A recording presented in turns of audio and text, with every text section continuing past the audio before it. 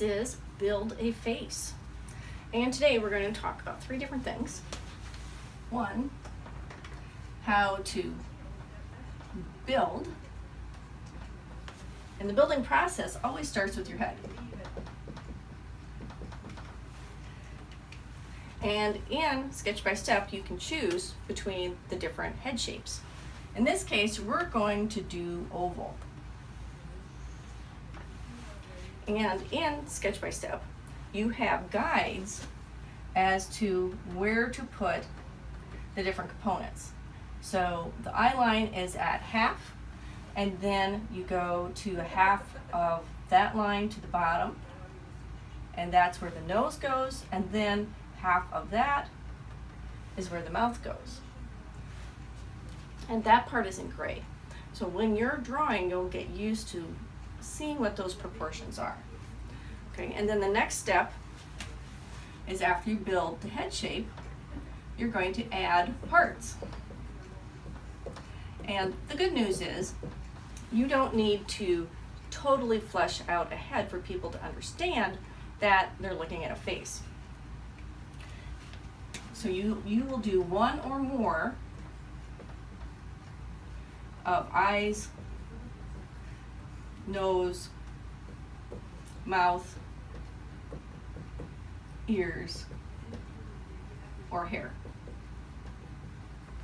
And in this case, I'll show you.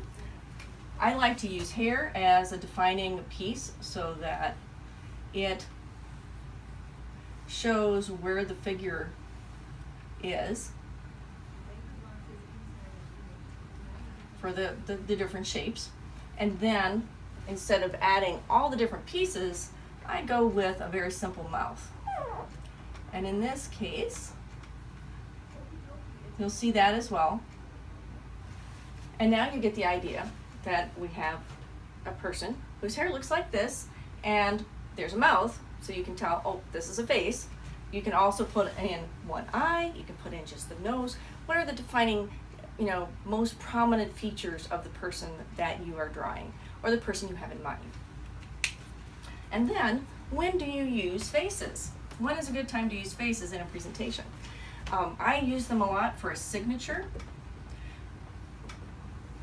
So this means a self-portrait. So think about if people would recognize you from a distance, what features would they be looking for? And you would put that in a picture of yourself, and then you can take a picture of it and use it with your email signatures or avatars. A lot of time in meetings, you give everybody a symbol or a caricature to represent them, so when they have a comment or they're assigned to something, you can draw their picture and then they can see it right away. And then the last piece is I often will use the faces and so forth when I'm sketchnoting. And sketch notes are essentially the whiteboard graphic recording, but on a piece of paper. And I will use these to represent the speaker or someone who's asking a question, or if they're talking about someone else. So to go over this again, build the head first, add the parts, only as many as you need, because remember, we're doing this very quickly to stay with the pace of the presentation. And then you can use it in signatures, with avatars, or in sketch notes.